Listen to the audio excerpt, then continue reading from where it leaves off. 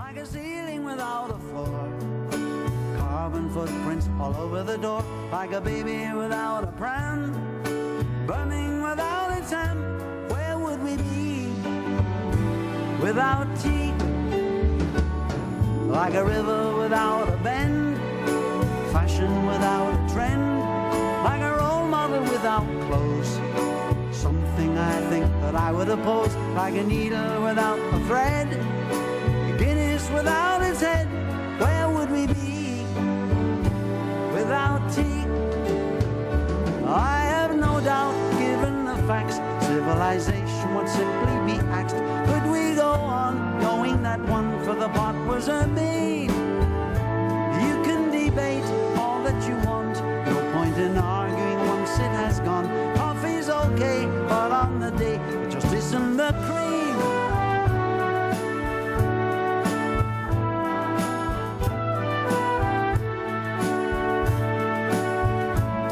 Like a pillow without a case, bullet without the chase, like a pool table in a pond, clock's all waiting for play to go on, like an eagle without its wings, a buddy without his bins. Where would we be without tea?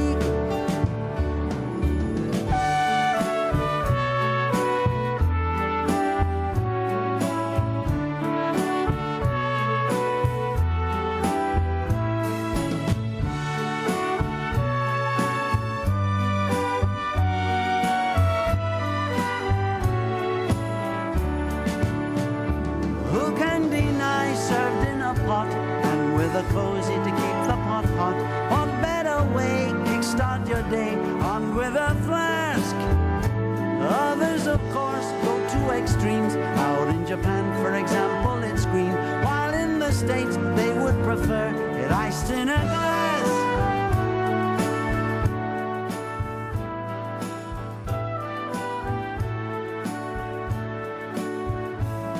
Like a camel without a hump, rubbish without a dump, like an apple without its core.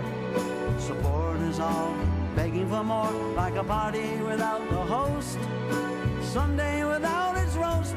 Where would we be without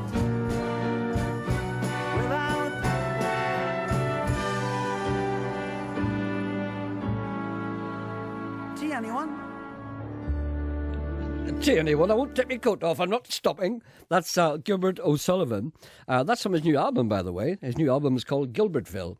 It's only out at the moment. As a matter of fact, I don't think it's on sale already. That's a promo copy I have. And only Gilbert O'Sullivan would write a song called Where Would We Be Without Tea, including the immortal line, like a camel without a hump, like rubbish without a dump. Do you have a copy of this? Yes. Have you? It's very good, isn't it? I never listened to it. That's because you don't like anything innovative. It came in Friday morning, and I didn't time to hear it. Although I didn't particularly like that track as an opener. I'd like to thank you for sitting in on Friday morning in my absence. Myself and Jimmy Nesbitt compared skulls, and we found both of them wanting. I had a good chat with Jimmy, and I've got an estimate. Oh, good. Not from him, of course, but an estimate as to what the estimate might be. Right. I'm mulling it over. Are you prepared to tell us? No, I'm just leaving it at that, because I'm of two minds yet. Just in case people are listening and wondering what we're talking about, I'm considering a transplant, a hair transplant. But Jimmy it's working for him. His hair's getting. Was it painful? Did Jimmy say?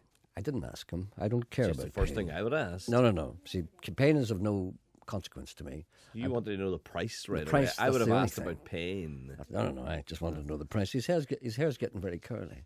It's really nice. You have no idea how good it is. All right, okay. And I asked him how many times he had it done, but he wouldn't tell me.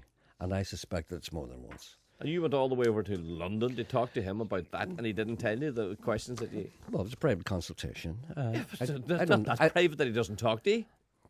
Well, he didn't talk to me about it. He just nodded if I asked him a question.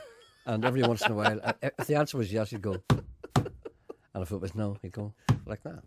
See, he didn't want me there. No. Anyway, Happy New Year to you. And Happy New Year to all the listeners. And let me say that Bill and Hill in Carnegie said, I would like to wish you both a Happy New Year. And could I please mention Mavis, Andrew, and Wee T, who is a cat in Ballyclare, as they are relaxing beside an open fire enjoying the festive season.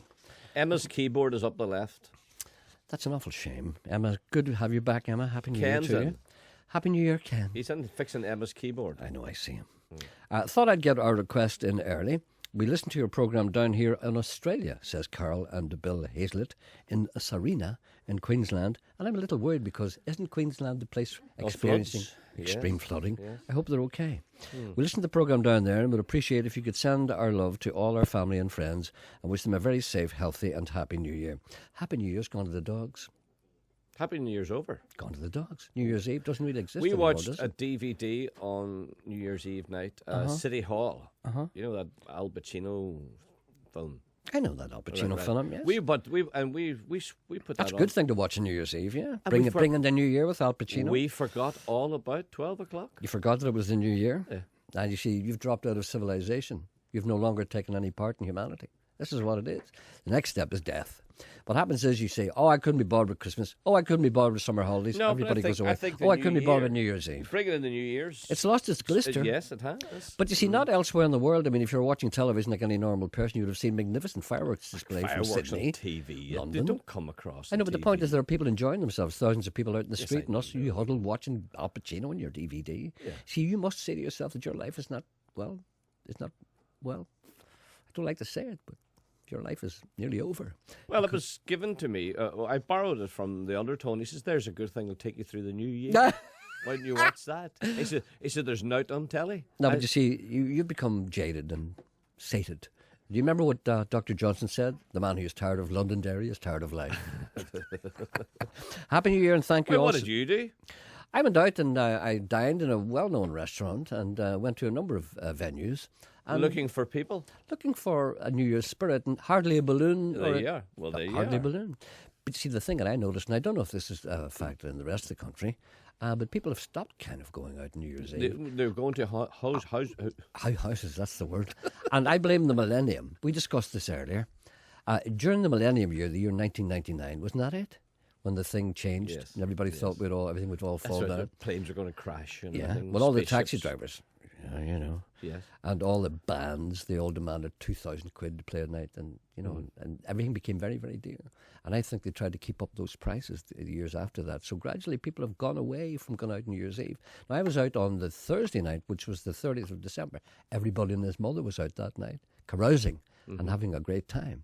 And then I went out the following night, New Year's Eve, there's hardly anybody out at all. And last night, everybody was out as well last night. So people are staying in the house, consuming alcohol in unsupervised environment. But to be fair to taxi drivers, they've reduced their fares. Yeah. No, it's fair and a half here in Derry. Yeah, fair well, and it's a because half. they've had to. They've had to.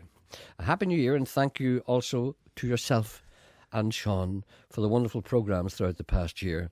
And we look forward to listening and laughing with you in the year 2011. Isn't that nice? Yeah. That's from Carol and Bill. That's a nice wee Gansey you've on today. Thank you very It's much. very nice, very fetching. It's nice colour. When I got up this morning, I had a number to choose from. Who's that looking around the... Emma, Emma's had to change seats. Ken's in her seat. Ken's sitting beside me with a torch in his hand. Janet, Emma is closer. Emma is closer to me now. She's closer to you now. Oh, yes. look around the curtain, Emma. Go on. Hello, darling. Oh, here's a Sharply personal one for great. you. Here's a personal greeting for you. After all I did for you, you left me sad and blue. What can I say? Guess that's your way, my friend. I was a giver. You were a taker. I even wiggled my moneymaker. I lifted my leg. I lifted my leg for you. That's from Wendy Austin. Oh, nice. Wendy, Well, Wendy. thank you, Wendy. Happy New Year. Wendy's very displeased that you've ignored her. I Yes, you didn't. have. Ever since she lifted her leg, you haven't been the same towards her. I embraced Wendy in Belfast. I know, but it's the matter of the recently. embrace that matters. It's the matter of the embrace. was- It's we the were- intent. we were- There's such a thing as an affectionate embrace, and there's not such a thing as a lecherous one. And I myself am prone to the lecherous one. I can't do it. I know you can't do it. You can't hug people. I can't. I'll can't. teach you. Come on in here. Come on. Send Emma in. I can't. I'll be show you how to- hugged. I'm an unhuggable person. No, but you see, yes, well, to look at, yes. But you see, the fact is, it's not that you're unhuggable. I you mean am. people can hug you. No, but I. If you say you're unhuggable, it means that you can't be hugged. What I'm saying is you're not a hugger. No, I'm not a hugger. I go Look at rigid. Ken. Practice on Ken. Ken, No, don't even let practice. Sean hug you there. No, Go on. No. Go on, he's No, nice. I'm not bad. I'm not bad. He's nice and plump. Ken. Ken. Plump Ken. No, I don't like it at all. No, it's because of the way you've been brought up. You see, we were brought up not to show emotion. But I got over that because I went away from home. You see, whenever you go away from home and live other places, you learn it's okay to show emotions. But remember what it was like when we grew up here, Derry, Stoke, Londonderry. Yeah. Everything was grey. Do you remember if you had to get a red shirt, you had to fly to Naples? And everything was grey, and cars were grey, and ships were grey, and clothes were grey, and people were grey. People's complexion, the brew was grey. Everything was grey. The walls were grey. Remember it was grey getting coloured lining in your suit? You thought you were doing something No, different? you thought it was somehow wrong to get coloured. Remember you used to get a kind of a satin thing in your suit? I had yellow lining Oh, once. Yes. you're a big boy. You're a big boy. You see, we were discouraged. Now, I don't know about you, but my parents were lovely, but they weren't hugging people. No. Because they weren't brought up to hug people. My mother was brought up in the country, and she was a very affectionate person, but they weren't brought up to show affection. And my father, do you know, my father wouldn't speak to me in the street. I told you about that before. He used to stand up at the corner with all his friends and spit But on the men are pavement. hugging. Men are going overboard now with hugs. Men are hugging each other. That's what I mean. Men are hugging. There was a time when one you'd turn the corner if you saw that. I know. Men are kissing each other and everything. It's not good. It's great. No, but you should learn to go with the flow. You should go to Italy for a while. Stay there for a while. Live there for a couple of months and watch how the men hug each other. And they go, in, you bitty belly, what you file, and you, me son. I don't know where they look. That's my problem. Look over their shoulders. No, but what do you do? You saw me hugging Phil Coulter one day. And you criticised me for that because you complained that Phil didn't respond. But you see, the point was that my love was there. Phil didn't have the love in him. He walked in with his big hat on, and I threw my arms around and gave him a big smack. But it's hard for a man to hug another man with a hat on. Well, you see, that's because your not rhythm my gets fault. in the way. That was him choose to put the hat on. I mean, if I had had my way, I'd have flung it off him. But I put my arms around him and gave him a big hug. But he was stiff, wasn't he? Yes. He was wooden. And you're the same. You're stiff and wooden. I am no good. I've Yes. seen you. Yes. I've observed you. I'm no boys good hugging at you. all. I And can't. Brian Kennedy comes in. Brian always hugs me. Yes. That's as far as I go. You know, the first date. I don't. And he hugs you as well, but you don't like it. I don't like it at all. And I've seen you squirming. Yes. But even with girls, I don't like it. No, with but you see, girls. this is what I can't understand. I don't like You it. see, you should regard it, if a girl comes over and hugs you, you should regard that as your boat coming in. But you don't regard that as your boat coming in at all. You regard that as an ordeal to be got through. That's right. Emma, go hug him. No. Emma, No. go on. I'm not a hugger. Go on. No. I'm a Go on. non-hugger. She doesn't want. No, she doesn't want it. Okay. No, I don't have hug appeal. I think you have. No, I don't. No, I you see, don't. you put people off, but it's the way you were brought up. I just like to nod my head and say, "How you doing?" It's all them priests. I'm a and nodder. Catholics. I'm a nodder. I prefer to nod. No, you're a handshaker. I'm a handshake. I like handshake. How you doing, boy? I was introduced to a girl on Saturday night, and we shook hands. And I said to her, "I said the way, you know, yes." I shook her hand. She put her hand out, and I shook her hand. And I said, "You have a good, firm handshake. I like that." And it was that wrong? Yes, it was. And she said to me, "Thank you." But I liked her handshake. You said to a girl, "You've got a good, firm handshake, love." Oh, she'll enjoy that. I liked your handshake. She'll go home and she'll say it to somebody, and they'll say, "Do you know what he was trying to say to you? What Do you know what he was trying to say?" No, I'm not going to say it. No, but I liked her. I You've got immediately you've got a man's handshake, love. That's a really good handshake. There's Gerry, a call- excuse me. There's a call. For Oh, is there? I'm sorry. Hello, good morning. Good morning, Gerry. There's enough hot air coming out of that studio there to keep a housing estate warm. Would you hug a person that you didn't know and kiss them on the cheek? Would you? No, seriously. Come on. Would you? I would surely. Would you hug I mean, a man? friendliness is a great gift. You know what it's I mean? a great really? gift. It's a great. Would you hug a man and kiss him on the cheek?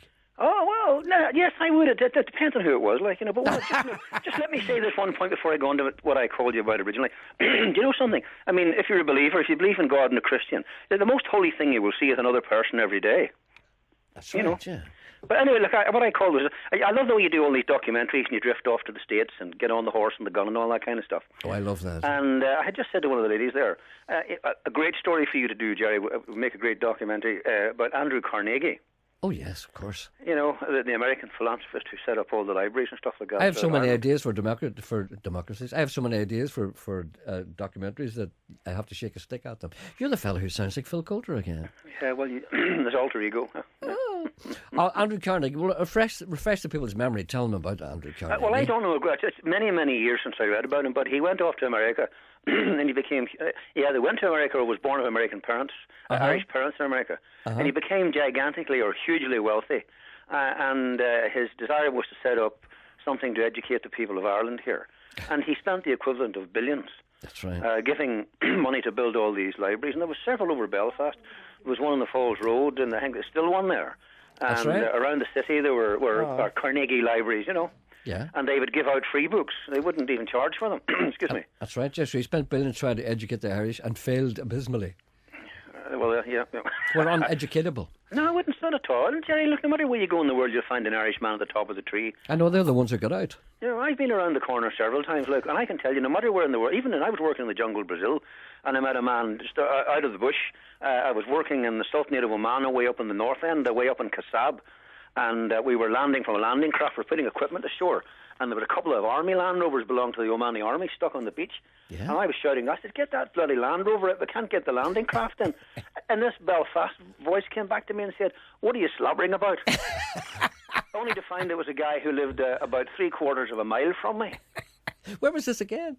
In the Sultanate of Oman, way in the backside of nowhere, way up in the north end of it, way up in Kasab it was called. Were you in the oil industry there, were you? No, I had a business of my own out there. Had you? Yeah. Oh, good, man. What were you doing out there? Or how long did you stay out there? I was rock blasting and stuff like that. Demolition. Really? You know, mostly rock blasting because there was nothing to demolish, only rock. Well, good. And how long did you spend doing that? A couple of years there, you know. And you're back here now? Oh, I am, yeah. I'm going on for 72, Gerry. I'm no spring chicken. But you sound very young. Actually, I'm quite young. I'm actually very handsome and exciting. No, you've got a very young voice. Do you know, I remember being on a plane one time. And I heard a guy from Northern Ireland behind me talking to another person who wasn't from Northern Ireland. I remember thinking, what a young voice that is. And I don't know why I thought that. It sounded young, keen. I said, that sounds like a young student. Do you know who it was? No. Ken Reid. Ken Reid? Ken, yeah. TV. Ken Reid. And I looked, what a young voice he has. And I never thought he had a young voice. And when you see him, he just sounds like a Ken Reid. But if you listen to him and you don't know it's Ken Reid, he sounds like a student, like about 21, 22. Anyway, there's a lot of hot air today. Well, Gerry, look, before I go, I don't want to occupy your space. Listen, stab a finger on Google or somewhere and get up Carnegie. You'll get a brief on him there. It's a very, very interesting story. I'll stab a finger on him. Thank you for that advice. And I'll Thank do that you. today. And Happy New Year to you and Sean and the girls. Happy New Year. Yes. Thank you. Bye. Thank you. Bye. Bye. Bye. What a nice man. Yes. Even though he sounds like Phil Coulter. Remarkably like Phil Coulter. Gerry, my Bon Caballero. This is a special epistle from Bon Jovi. On behalf of my son, Bon Jovi, and I would like to wish every man who trods the bogs, skips in pastures green, and walks the highways of Ireland a very happy Hogmanay. A clean slate lies before us. May we not blot our copybook or besmirch our reputations.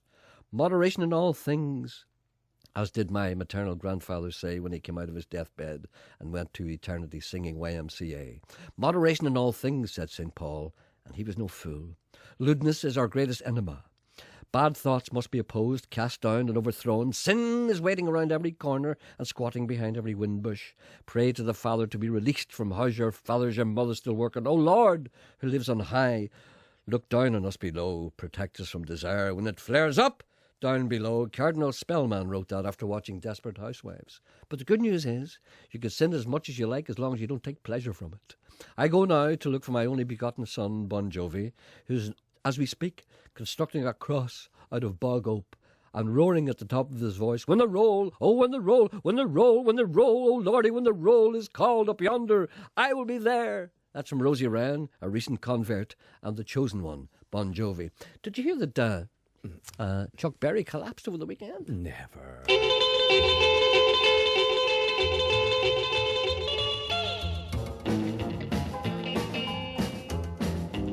But he got up again. Oh, that's good. Running to and fro, hard working at the mill, never fail in the mill, here come a rotten bill. Too much monkey business, too much monkey business, too much monkey business for me to be involved in. Salesman talking to me, trying to run me up a creek, say you can buy it, go on, try it, you can pay me next week. Too much monkey business, too much monkey business, too much monkey business for me to be involved in. Blonde hair, good looking, trying to get me hooked, want me to marry, get a home, settle down, write a book. Too much monkey business, too much monkey business, too much monkey business for me to be involved in. Same thing every day, getting up, going to school. No need of me complaining, my objections overrule. Too much monkey business, too much monkey business, too much monkey business for me to be involved in.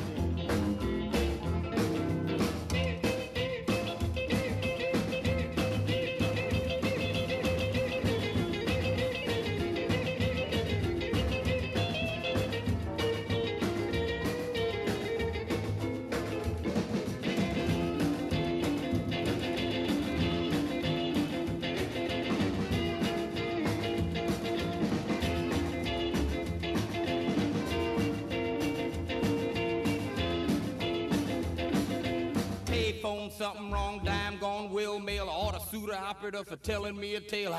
Too much monkey business, too much monkey business, too much monkey business for me to be involved in. Been to Yokohama, been fighting in the war, army bunk, army child, army crew, army car. Too much monkey business, too much monkey business, too much monkey business for me to be involved in. Working in the filling station, too many tasks, wipe the windows, check the tires, check the dollar gas. Too much monkey business, too much monkey business. I don't want your botheration, get away, leave me be.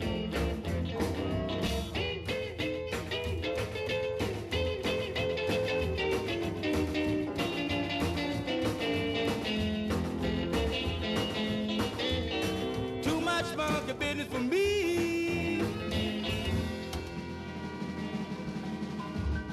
That's my favourite Chuck Berry song, Too Much Monkey Business, even though he plays the same solo on that one as he plays in all the rest of the records. It's really good, that, isn't it? Elvis does a good version of that. No, he doesn't. It does. He does not. All right, Pete Postlethwaite is dead. Yes. Very sad to hear that. Yes. He's a very nice man.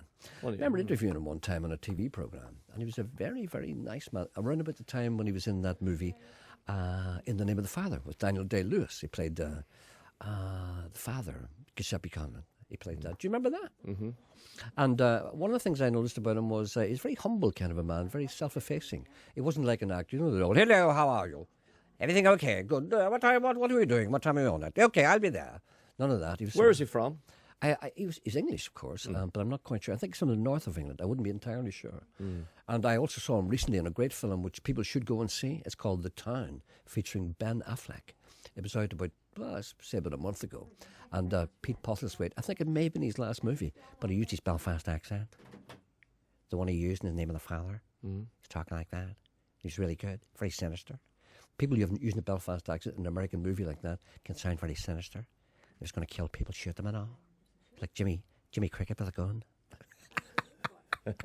Anyway, what a nice man. Someone wants to know, will we be playing badminton this year? No, because I see, well, we never played it any other year, so I can't see any reason. I think it's because maybe perhaps, did you not broach that subject one day recently? You said that you were an accomplished badminton player, I think. Yes. Shuttlecock? Yes. Did you say that? You were talking about that? But maybe that's the origin of that. I have no idea. Yeah. I used to enjoy a good game of badminton. Well, that's good. Yeah, that's great. And I'm just sorry about that. I'm going off mic here because I'm just going over to these emails. By the way, look at that. Who put that wee tiny thing on that? What is that? It's so hitful, isn't it? It's Ken doing that. One of Ken's jobs. Do you know what? I know it's radio foil. It's a little thing. But when you take it off, it's so annoying. Take it off. Yeah, I hate it too. It's a little triangle thing, and it's all foam rubber, and it's stuck on the end of your mic. Yes. And it tells you it's radio foil. We know that. We know. I know. It's so silly. I can't get it off. Sorry, I can't get it off. Gerry, last year, it says Team Fabulous. He says, I can remember someone wishing you a Happy New Year at the beginning of March. How did it go since then? Well, it went fine. Let's see if the record is broken. Happy New Year, he says. Many people wishing us a Happy New Year. Isn't it gratifying that so many people out there don't like us? But have you noticed there's so many people who really don't sound sincere when they wish you a Happy New Year, and they should stop wishing people a Happy New Year. They don't mean it. Happy New Year! Everybody say, Happy New Year to you. And you know they don't mean it. I believed that. I believed it. Monday morning you sure look fine. Friday I got traveling on my mind. First you love me, then you fade away. I can't go on believing this way. I got nothing but love for you. Tell me what you really want to do.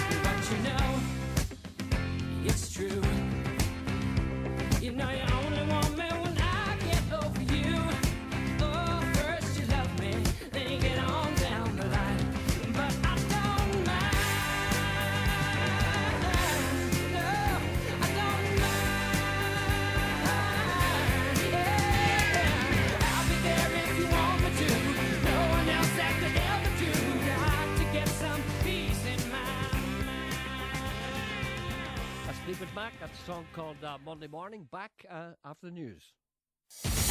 On 92 to 95 FM and 1341 medium wave. This is BBC Radio Ulster. And with the news at 11 o'clock, this is Anne-Marie Foster. The Regional Development Minister, Conor Murphy, says he would like responsibility for Northern Ireland's water and sewage services returned to public control.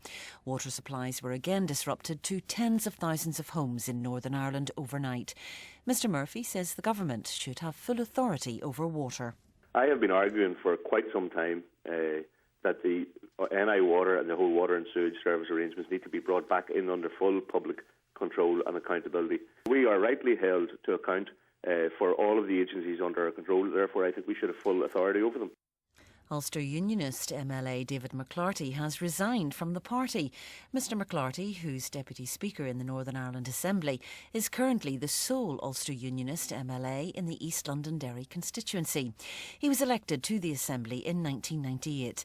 He failed to be reselected to defend his Assembly seat in September and said his decision to quit had been a very difficult one.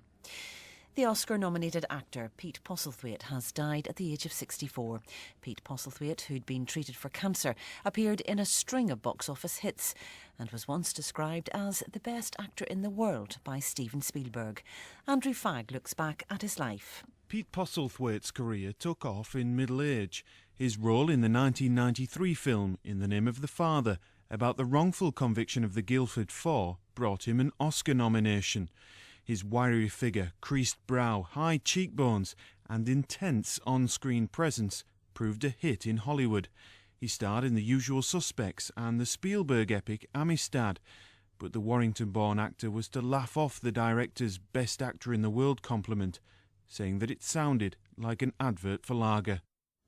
That was the news. Now Barra Best has the weather forecast. It's a cold start, with temperatures staying below average this afternoon with highs around 3 or 4 degrees, but it will be dry and bright with some sunny spells before it turns cloudier during the second part of the day. Winds will then strengthen a little ahead of rain, which will push in from the north this evening, moving south during the night. So a wet end to the day, but the rain will keep temperatures generally from falling below freezing overnight. BBC News. BBC Radio Ulster. Travel news. In Portadown, the Garvaghey Road has been closed following a traffic collision, so please avoid the area. At Belfast International Airport, the 1:05 EasyJet arrival from Malaga is now expected at 1:45, and if you're using public transport today, a holiday timetable is running for Metro, Ulster Bus and train services. For further information, you can check online at translink.co.uk or telephone Translink on 90666630. Aileen Moyna reporting. Travel news on BBC Radio Ulster. On Talkback with Wendy Austin today, water everywhere. Is yours back on? Who's responsible? Should heads roll for the shambles? Are our politicians just playing politics with it, or will they face up to the problems? Then, why's today the day to buy a car? And can you afford to run it if you do? David McClarty talks to us on quitting the Ulster Unionists. Is he leaving a sinking ship? And comebacks. Becks to Spurs, perhaps. ABBA to the stage. Should they do it? Or leave well alone? Join the debate on Talkback at 12.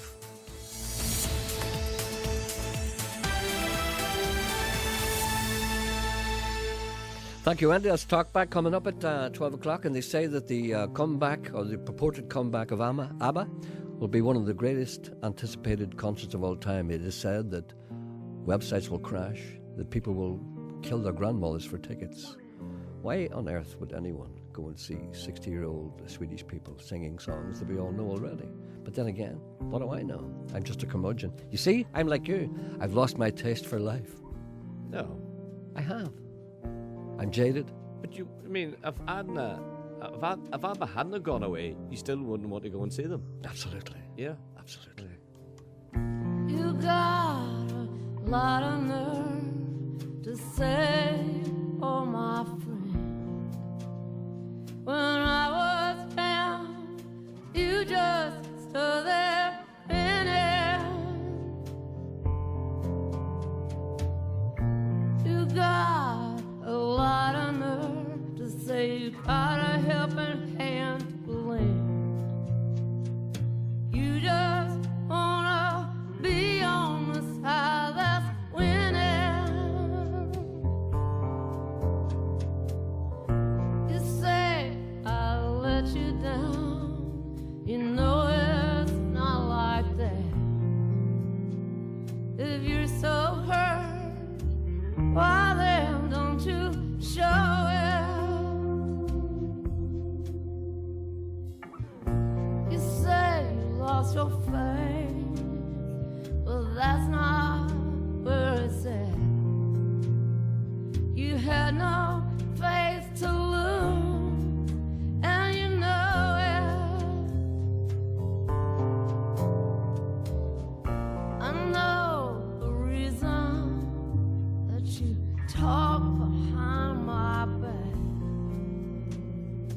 I used to be among the crowd, you're in.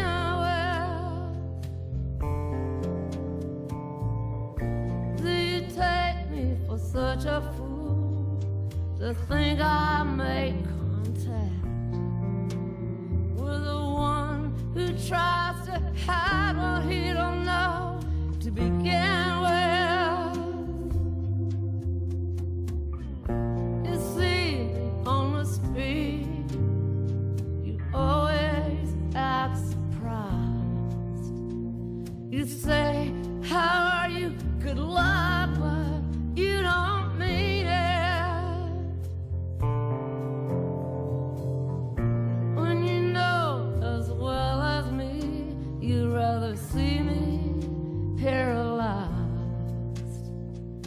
Why don't you just come out once and scream it?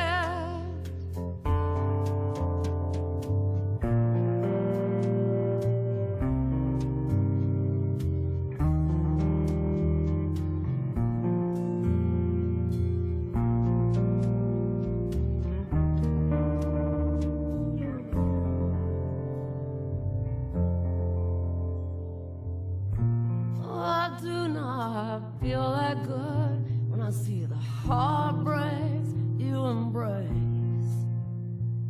If I was a master thief, perhaps I'd rob them. And I know you're dissatisfied with your position and your place. Don't you understand that's not my problem? I wish that for just one time you could stand inside my shoes, and just for that one moment I could be you. Yes, I wish that for just one time you could stand inside my shoes. You know what a drag it is to see you.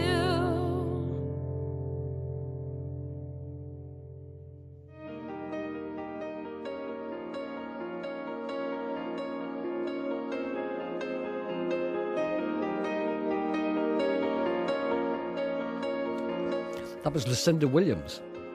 Too slow. You couldn't brush the floor and sing that. I can't argue with that.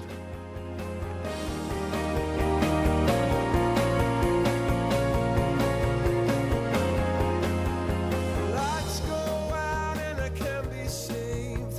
Tides that I tried to swim against brought me down upon my knees. Oh, I beg and please, singing, come out of things unsaid. Shoot an apple off my head, and a trouble that can't be named. A tiger's waiting to be tamed, singing.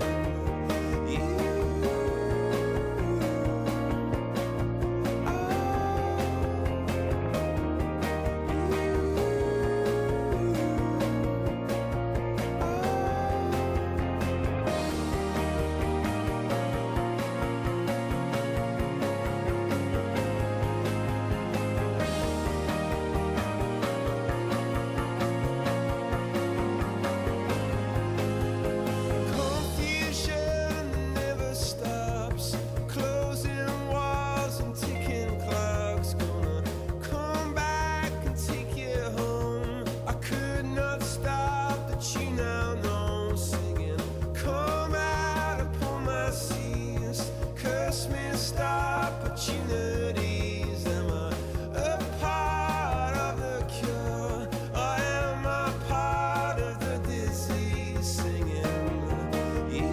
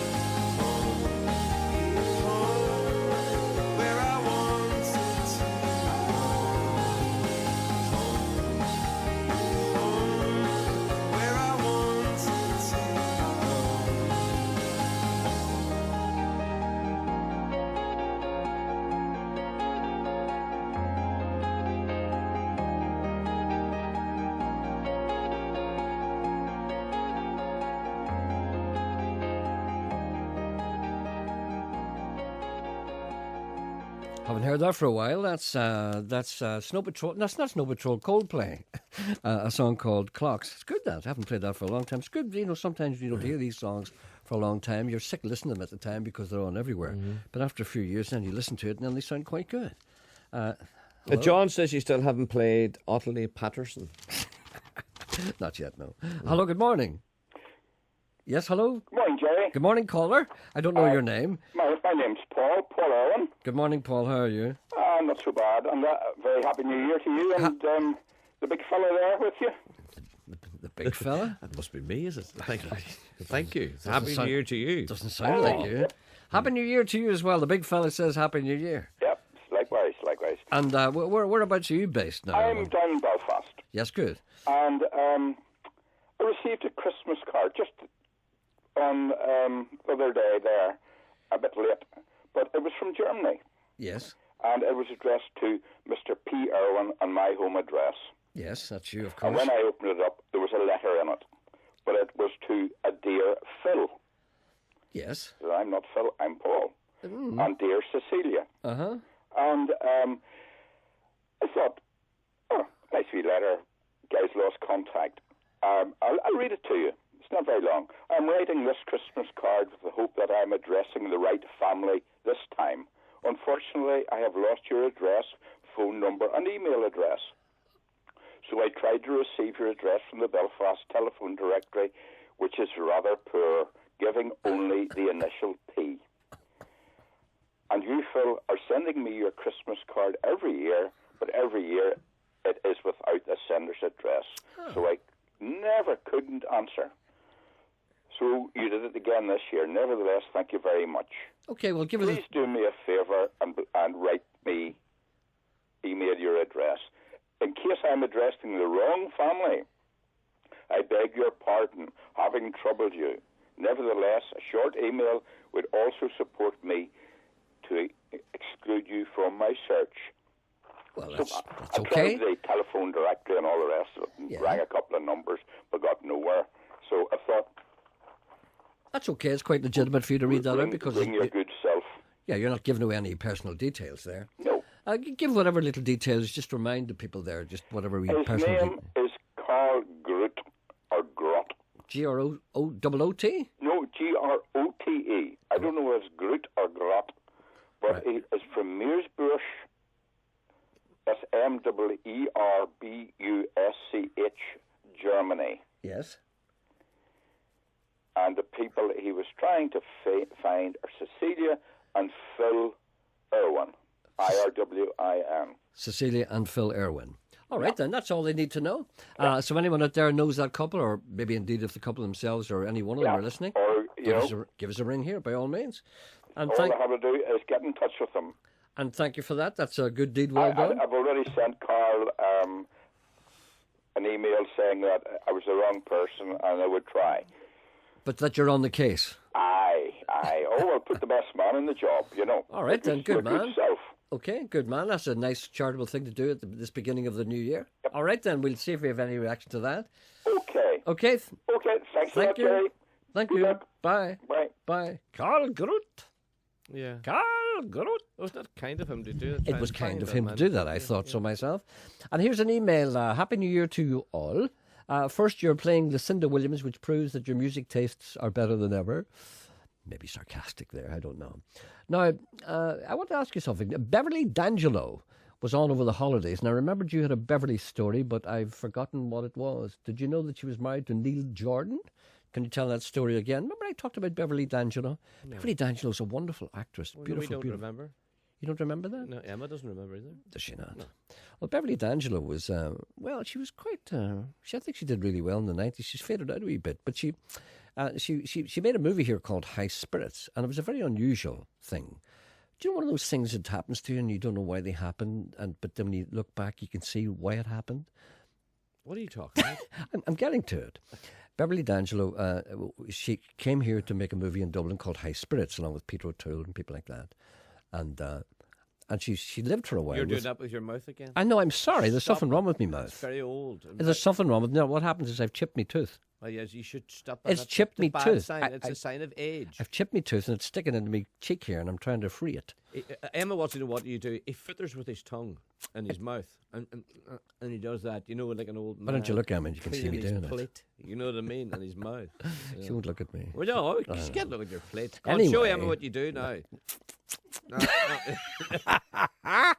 She didn't like that. No. How lecherous is that? Yeah. Anyway, she was making a movie in Dublin called High Spirits, and she lived with Neil Jordan for a while, and then she split up with him, and then she went and she lived with Al Pacino, and she had twins by Al Pacino. They were together for about 6 or 7 years. Now they split up around about I don't know when, a few years ago. But she was here. While she was here, she did a TV program in Belfast, which I was involved in, and I had to interview her. And did you ever meet someone and you just had an immediate bond? No. Never. No. No. Did you ever meet someone and suddenly you just bonded with them immediately? Like Gerry something... Kelly. I suppose it was the last person I bonded with. No, I kind of mean, What? A woman, I know you bond with men, but did you ever meet a woman and just really bonded? Not in any kind of lecherous sense, but you just felt as if you were one. Did you ever meet that? Did you ever get that? No. No, but see, that's because you're not normal. Anyway, I met her, and there was a kind of a spark between us. And she's this famous movie star, and I'm just me, And we were chatting away, and it was just wonderful. And she said to me later, she said, we must meet again. And it never happened. And then afterwards... says that to everyone. She'd probably say it to Eamon Holmes. Well, she wouldn't say it to Eamon Holmes. He'd be afraid. Yeah. Eamon Holmes, a very shy person. I always thought that Eamon was involved in that show, now that you mention it. Eamon was very strange, Women used to like Eamon. Don't know the fella at all. Do you not? No. Eamon's a nice guy. Never met him. But do you know what I used to know? think I've ever met him. I always figured that Eamon should have been a priest. No, I really do think that. Yeah. Because whenever we were doing this particular program in Belfast years ago that Beverly D'Angelo was on, I used to I would be with him, in kind of restaurants and things like that. Who? Eamon Holmes. Oh. Because he was one of the presenters. Yeah. It was me and him. What was that? Was that the? It was called The Show. A long time ago, Anyway, it was notorious. Yeah. But anyway, I would be with him. Yes. But everywhere he went, Eamon was a very, very good-looking guy. He still is a No, he's not. handsome No, he's man. good heavy now. He's a big lump now. Don't say that. He's a about big him. fat lump. Don't say that. He's a big fat lump, for God's sake. He's a big fat lump, and he'd tell you that himself. Anyway, he was very good. He was very slim and very good looking, very dark. He was kind of like kind of George Best thing going for a while. Mm-hmm. You tend to forget how good looking he was. Who? George Best? Eamon Holmes. Oh, yes. And whenever women used to flock to him. Used to come over and they used to sit down and talk to him and stuff. Really good looking women. And he used to get all red. Yeah, rightly so. No, but I used to say... Taking your soup and some... I used to say, here, come on over here, talk to me. I don't get red. I never get red. Come on over here. And they used to come at him all the time, and I'd be with him, and I'd be saying, Eamon, for God's sake, look at these women throwing themselves at you. He says, yes, very annoying, isn't it? I said, no, throw me one. I used to say to him, I'll take your leftovers. But, of course, I was only joking. Yeah, of course. Anyway, what was I talking about? Beverly D'Angelo. Yes. So this is how it turned out. And then we had this kind of bond, and I thought about it for a while, and I said, God, I'd love to see her again, chat to her again, because we had so much in common. And just, just an amazing thing. And then I was going through an old book, not an old book, but I was reading a book about a fellow that I used to play in a band with a long time ago. And I suddenly realised that then her name cropped up. I played in this rock band in America, right? Yeah. And I left it in February in 1973, right? You were very young. I was 11. You shouldn't have given the year. I left it in February 1983. Yes. I left it in February 1983, and it went on to say that another band was formed, and a young girl came in to be a lead singer, a young girl called Beverly D'Angelo. Yeah. So when I left the band, she joined it. She joined it. Yeah. And there was me from Derry, and her But from... you didn't know when you were Didn't know that. interviewing her? And I was talking to her. Her and I were in the same band. Stop it. And I suddenly said to myself, is this why there was a bond here? An unspoken bond? And if I had known, we would never have left each other. Because we had so much in common. Because I was part of her life. And I never met her. I basically went out the door and she came in the other door. And I went on to lead my, glittering life. Yeah. She went on to live with Al Pacino. Oh, was that her there? Oh, Emma showed me a That's her blonde there. hair. She's got a little overbite. She's lovely. Is Emma looking at her? Yeah, we're looking at her. That's good. And I don't know why I told you that. I just can't help opening my soul to you. It's because you don't care. No, I do. Yeah. No, you don't care. No. Anything I tell you, you don't care. It was a lovely wee story. I know, but you don't believe. I couldn't see the end. I couldn't see where it was leading to. I know, because it's a lovely end. No, you're anticipating the usual lie, weren't you? Yeah. And I surprised you by being honest. Yes, I know. You really did. I know.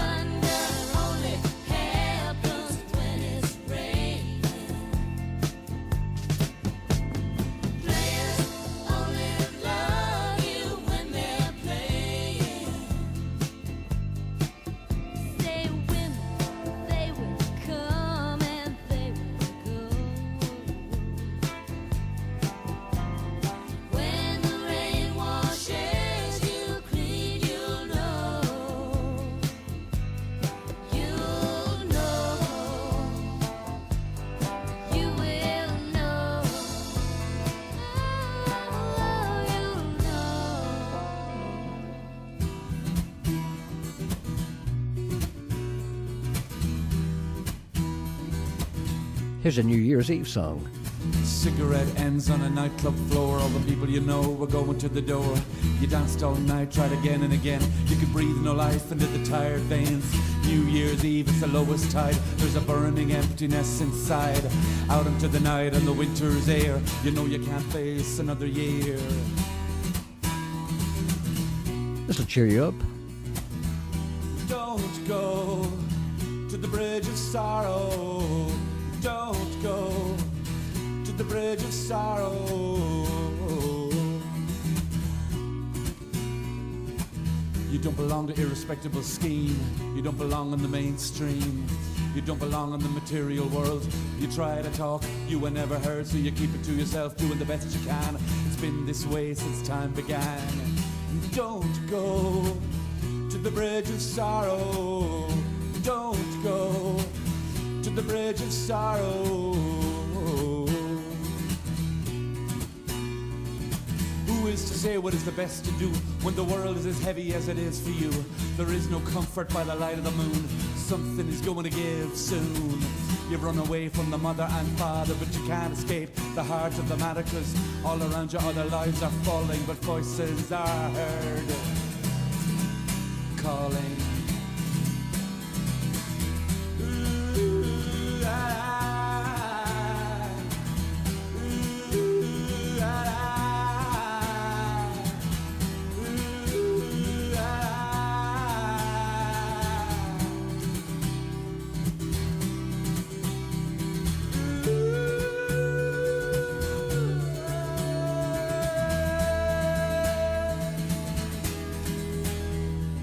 Cigarette ends on a nightclub floor. All the people you know were going to the door.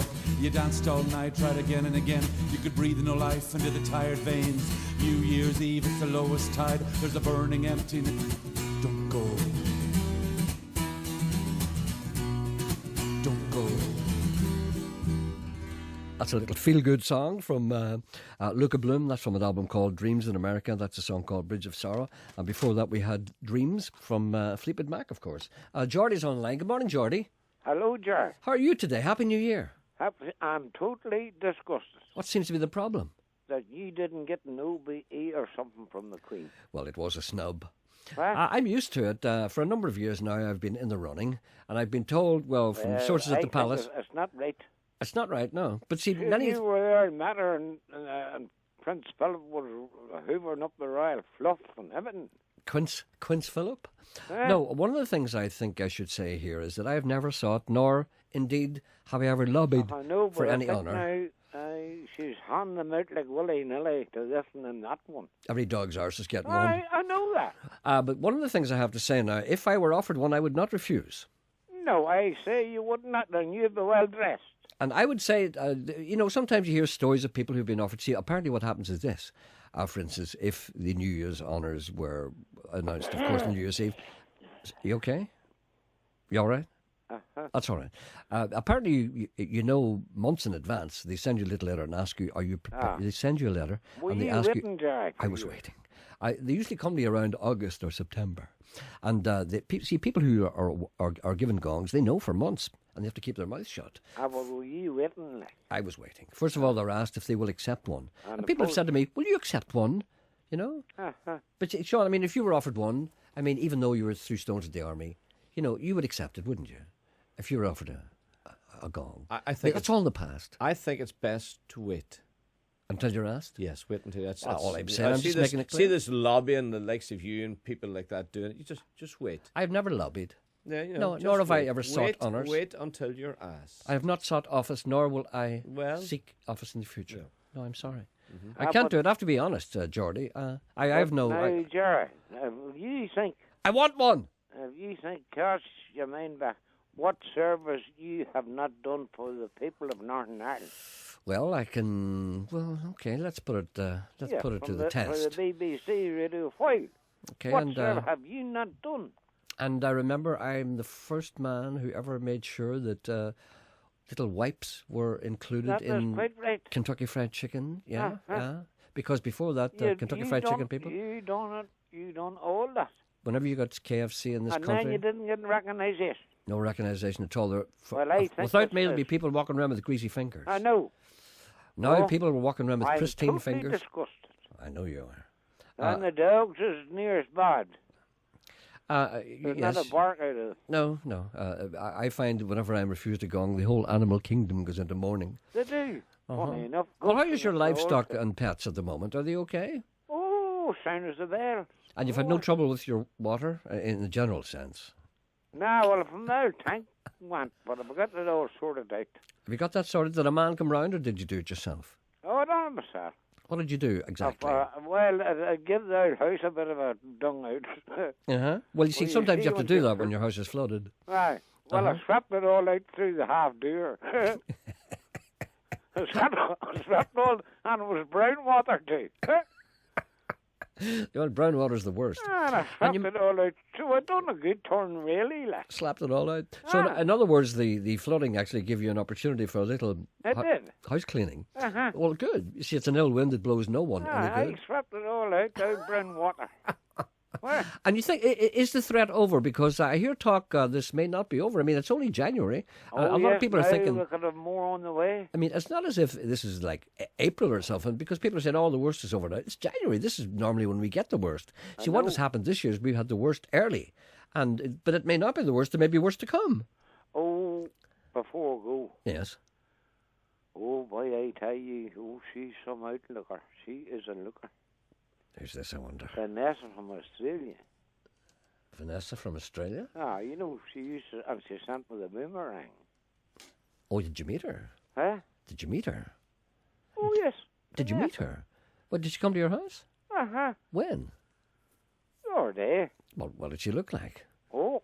Really? Top of the tree. Top of the tree, back of the net. Oh, lovely. And where is she from, Australia, you say? Yes, from Australia. Whereabouts do you remember offhand?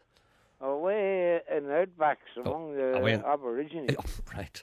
Yeah, obviously a sophisticated kind of a girl. And what age of a woman is this? I would say she was in her late 40s. Oh, well, within your range. Oh, and fit as a bear. Fit as a fiddle. Oh, I'm sure she climbed the Himalaya mountains and everything. Did she? She's making a film. She's making a film, right. And she seems to be interested in you in some way. Oh, well, she's a decent wee woman. Yeah, what did she say? When she called your home, what was her pretext? Did she just want to meet you? Is that it? She said, I'm Vanessa. She said, I'm Vanessa. Oh, she says you have lovely dogs. That must have been music to your ears to have your dogs praised. Just Georgie. Well, I hope you behaved yourself. You have lovely dogs. And what did you do then? Did you offer a wee whiskey? They just come on in. Come on in, says you. I'll make you a cup of tea. Did you lace the tea with anything strong? No coffee. Coffee? Well, and no sugar in it. And no milk. Oh. And tell me this, how long did she stay in your premises? Oh, a couple of hours. Well, is there any arrangement made to meet again or to call again? Oh, yes, she's coming down again. She's baking my cake. Oh, that's always a good sign. For the new year, whatever time it is. You should make her some slow gin. Aye. Bury some in the garden. No, I wanted an Uncle Gerry. I wanted an uncle there a couple of days before Christmas. Well, tell me this. Is she... sorry, I'm leaping on here. Is she attached at all to any man? No. Free as a bird. Really? Was she ever attached? She was. She got rid of him. Experience then is what we're looking at. All right, then, well, Geordie, I wish you all the best. I wanted an uncle, Gerry. Pardon? Pardon? I wanted an uncle before Christmas. And I dug up, I brought in 2 bottles of poteen out of the uncle. Yes. All right. Then. Why did you keep them there? Well, you know, the custom national boys are always on the go. Sneaking about? Well, you see, I was a poteen buried in the uncle. The old revenue men. Well, listen, I thought people weren't as strict on men with poteen these days as they used to be in the past. Oh, they're still at it. Are they? I mean, there was a time when what did they call them? The revenue men? Is that what they called them?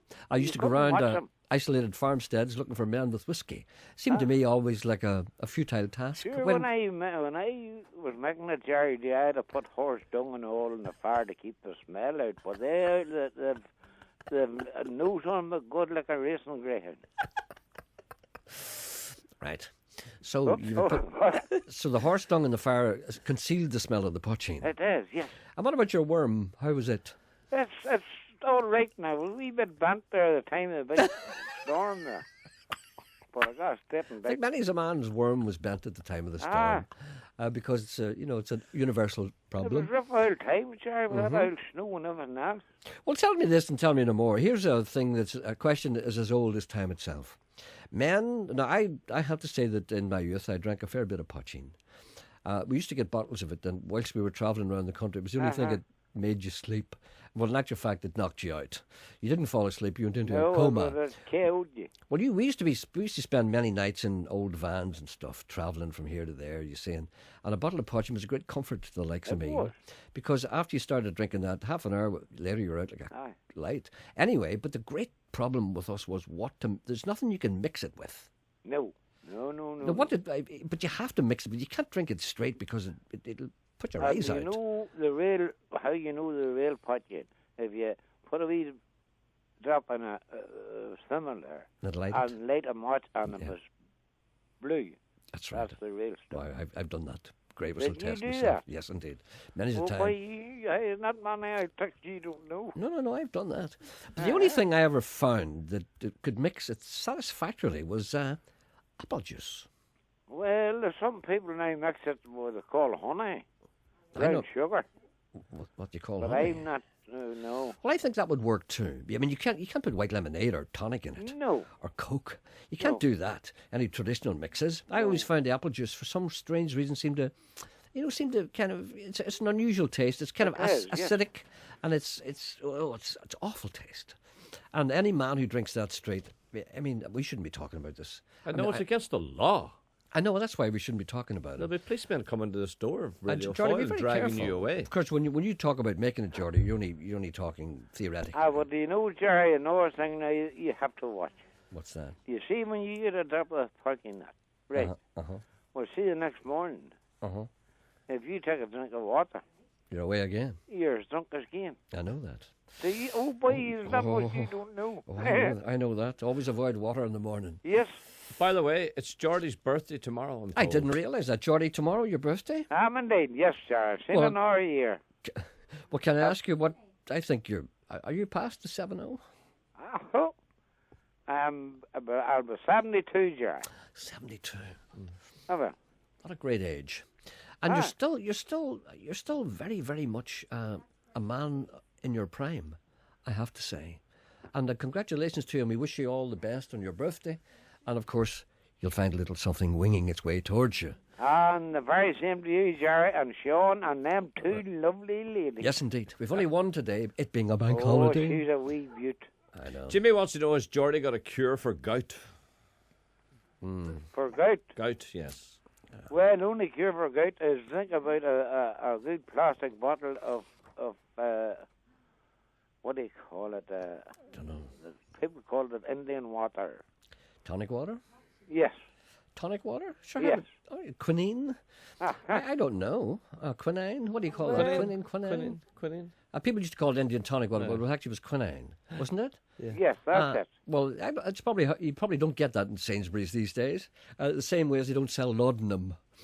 So I don't know. That's a rather antique and I would say archaic. Well, I was said it wouldn't. Okay, well maybe Well, pass see, that on the to him, ones, Sean. Gerry, dear, the ones that get gout, they're too well off. Pardon? The ones that get gout. Well, They're too well off. Well, isn't that brought about by too rich a diet? Yes, too much brandy drinking and smoking big cigars and doing no work and lazing about. It's not. That's how they get gout. So unlike our lives. Well, I don't get gout. So unlike the life enjoyed by you. And Gerry, you'll not get gout. All right then. Okay, Okay, Jordy, bye, Gerry. happy birthday and happy New Year. Yes, God bless, bye. Goodbye. Jordy's 72. Yeah. Our lives are flashing in front of us. We'll never see it. No. I'll never make it to next year. Trouble hangs around my head. It's safer not to leave my bed. I'll just live my life through purpose. 'Cause I hear the real thing has a pretty bleak outlook. If trouble hangs around, then alright. When trouble comes, ruins lie. Trouble rents a house near me.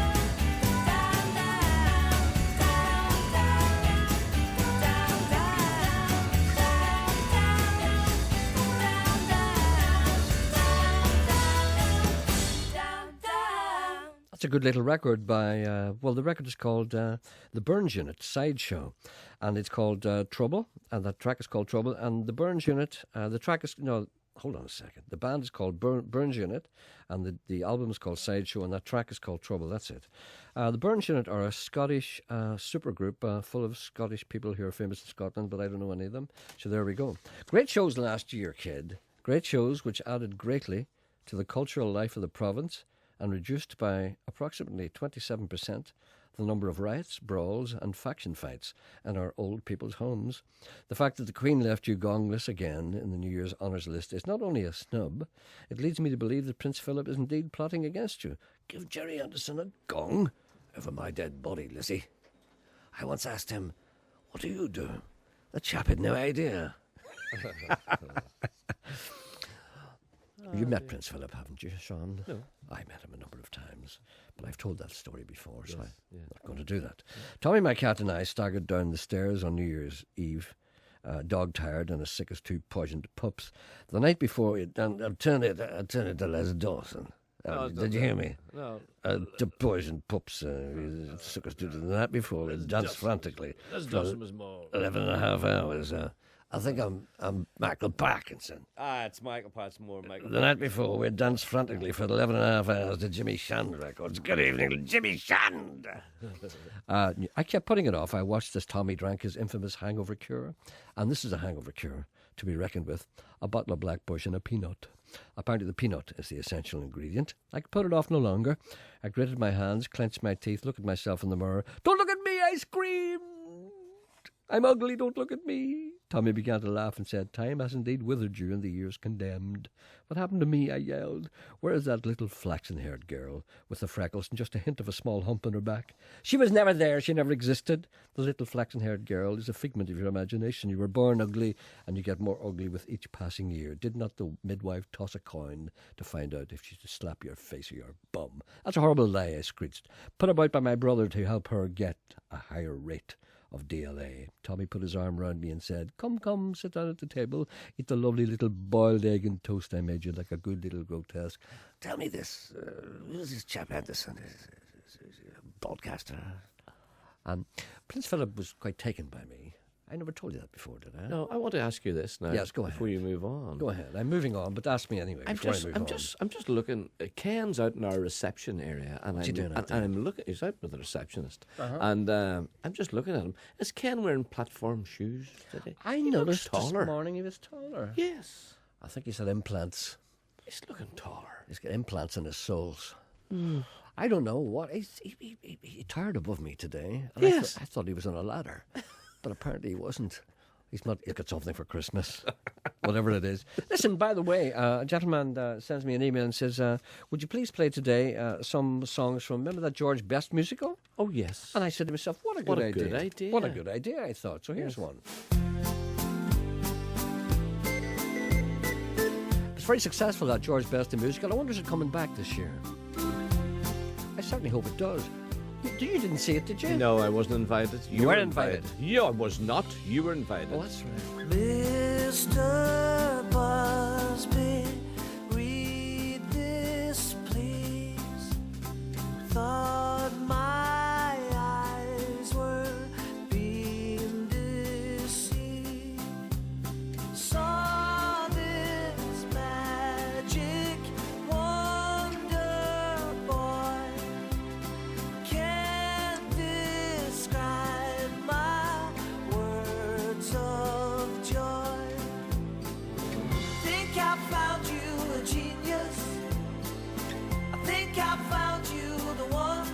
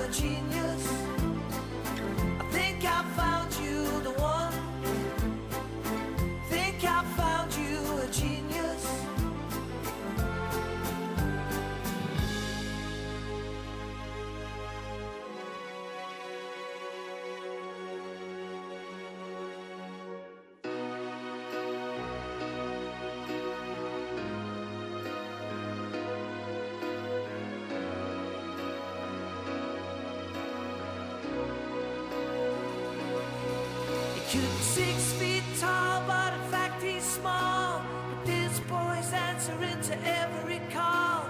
He's 50 now, but he looks like he could pass for 10. But don't let that man put you off, 'cause this boy's a genuine real one-off. But we may never see the likes of this young boy again. He's shy.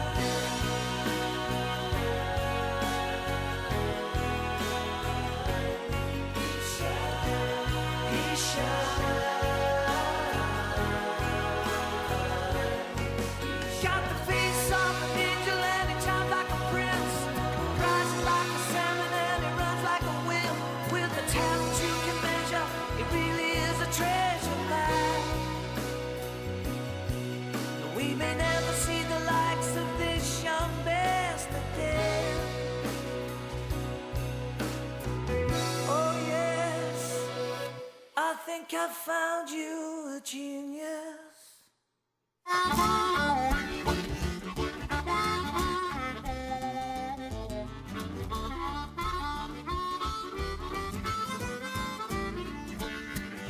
Baby, please don't go. Baby, please don't go. Oh, baby, please don't go back to New Orleans. You know I love you so.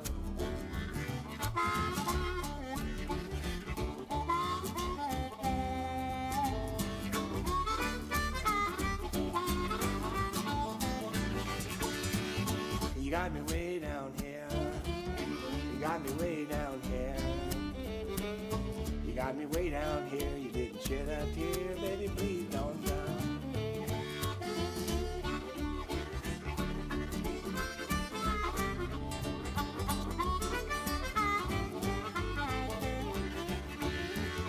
Turn your lamp down low. Turn your lamp down low. Turn your lamp down low. My heart is beating so. Baby, please don't go.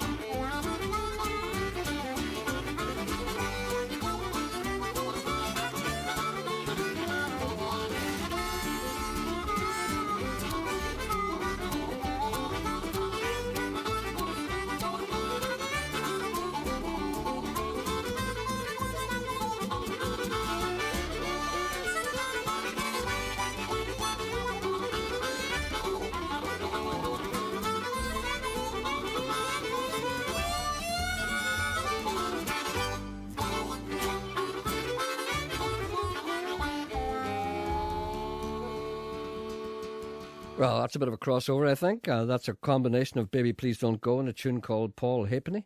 That's from an album called Jiggin' the Blues by Frankie Gavin, Rick Epping and Tim Eadie, E-D-E-Y. A gentleman writes to me and he said, having not been out in Belfast for a new year for a good couple of years, I had a great night's crack taking in 3 hostelries and imbibing like a good one, although nothing too excessive, just enough to be feeling rightly. As we all know, feeling rightly is just about right. Anyhow, the time arrived to head home, so me and the girl went to find a taxi. 5 minutes and no taxi. You're lucky. Then a black cab pulls up, which I duly approached. When told of my destination, he replied, "You're going the wrong way." Miffed, I asked which was the right way, because I was under the mistaken belief that the right way was the way I was going. After all, it was a car for hire. He merely put his window up and drove off. 2 minutes later, another black cab and the same response, "You're going the wrong way." Not only did the taximan drive off, but then I got a wreck of abuse from a prepubescent drunken culchie who, but for me being older and wiser, would have had 7 shades of kicked out of him for what he said to me and my girl. Don't think I'll be going into Belfast again on New Year's Eve after that. Anyway, Happy New Year, and a very sad way to start it with the news of the death of Pete Postlethwaite. Thank you very much. You see, sad tale. Man regretted going out on New Year's Eve. And what better way to end today than Gilbert O'Sullivan? Here he is. You never again. read any of your text messages? I read nothing. Wee brute. I know. Print them all out for you.